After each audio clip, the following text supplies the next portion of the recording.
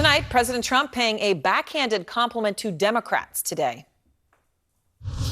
I think they're lousy politicians. But two things they have. They're vicious and they stick together.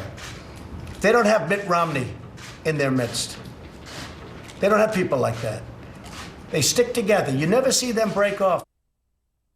Out front now, one of the Republicans who did break off. He's now an independent, Congressman Justin Amash of Michigan, who supports impeaching the president. And when you made that choice, you had to, quote unquote, break off, as the president, I suppose, would describe it, Congressman.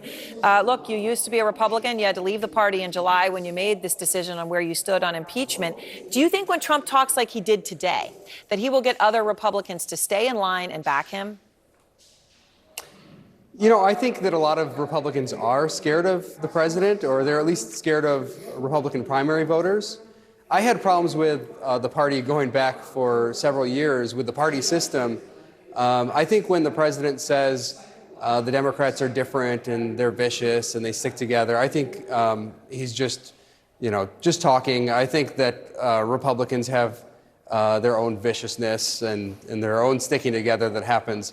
And sometimes he just projects as well. So Republican Congressman, you raised the point, about people being afraid of their own voters. So Congressman Rooney, you know him, of course, says he's now open to impeaching the president. But then immediately after he said that, he said he's not going to run for re-election.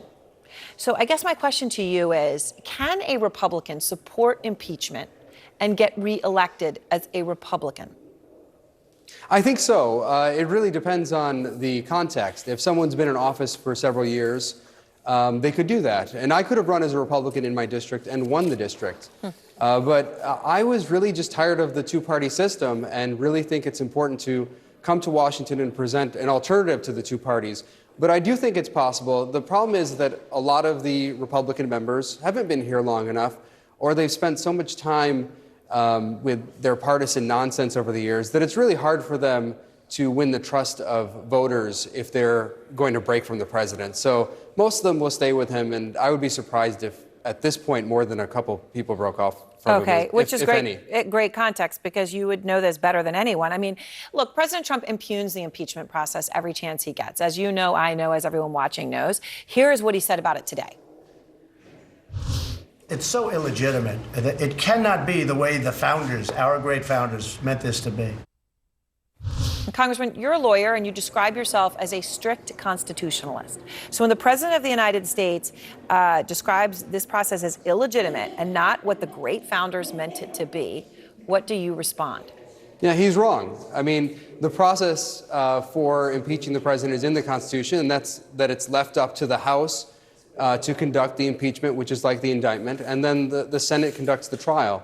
And the House and Senate design their own rules for the process. So he's just wrong about it. It's a constitutional process, and I think, again, he's lashing out at anything, and now he's lashing out at the Constitution.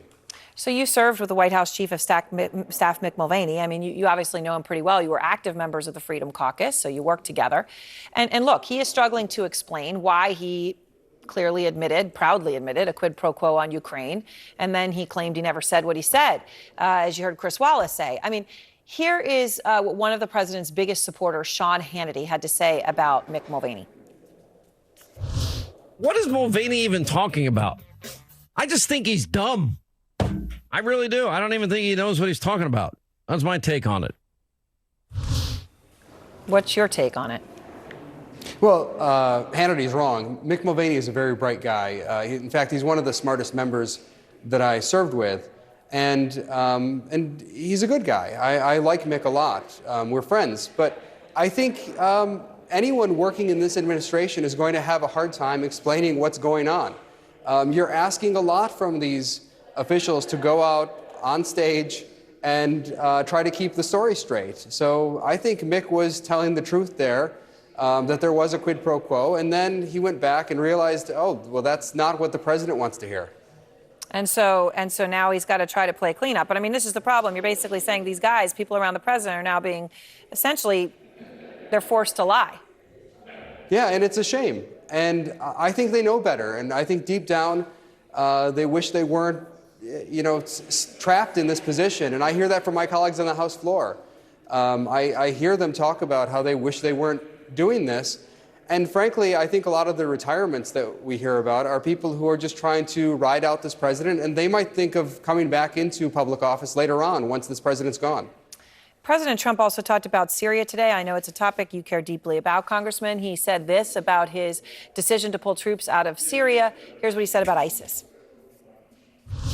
So I'm the one that did the capturing. I'm the one that knows more about it than you people or the fake pundits. Does he deserve the credit for the capturing of ISIS fighters? No, I mean, he's always taking credit for what our brave men and women in the armed forces are doing. And, he's unleashed real problems right now by not planning ahead. I'm not for having our troops in Syria. I would have withdrawn the troops long ago if I were president. But I would have had a plan ahead of time to do it without creating chaos. And he didn't plan ahead at all.